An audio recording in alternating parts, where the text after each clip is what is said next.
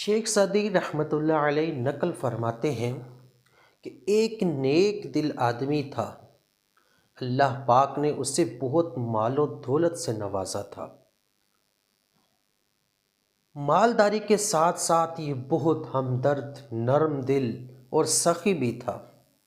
غریبوں فقیروں کی مدد کرنے میں اسے بہت خوشی ملتی تھی۔ یہی وجہ تھی کہ اس کے دروازے پر غریبوں فقیروں کی بھیڑ لگی رہتی تھی۔ ایک مرتبہ رات کے وقت ایک فقیر اس کے دروازے پر آیا اور اس نے صدا لگائی۔ اس امیر آدمی نے اپنے غلام کو بھیجا کہ جاؤ فقیر کی ضرورت پوری کر دو۔ غلام نے جیسے ہی دروازہ کھولا، فقیر پر اس کی نظر پڑی تو اس کی چیخ نکل گئی اور بے اختیار اس کی آنکھوں سے آنسو بہنے لگے۔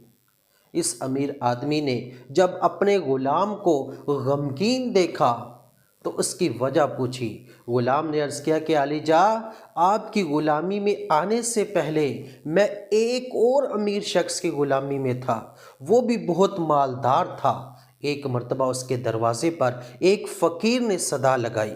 اس مالدار شخص نے فقیر کی مدد کرنے کی بجائے مال و دولت کے نشے میں آ کر اس فقیر کو بہت ذلیل کیا اور غلاموں کے ذریعے اس فقیر کو دھکے دے کر نکلوا دیا۔ بس وہ دن تھا کہ اس مالدار شخص کے برے دن شروع ہوئے۔ تھوڑے ہی عرصے میں اس کا حال بے حال ہو گیا۔ محتاجی، تنگ دستی اور غربت نے اس کے گھر ڈیرا ڈالا۔ دوست احباب سب چھوڑ کے چلے گئے۔ اے میرے آقا، ابھی جو فقیر دروازے پر آیا تھا یہ وہی میرا پہلے والا مالک تھا۔ اس کی یہ حالت دیکھ کر میری چیخ نکلی اور آنکھوں سے آنسو جاری ہو گئے۔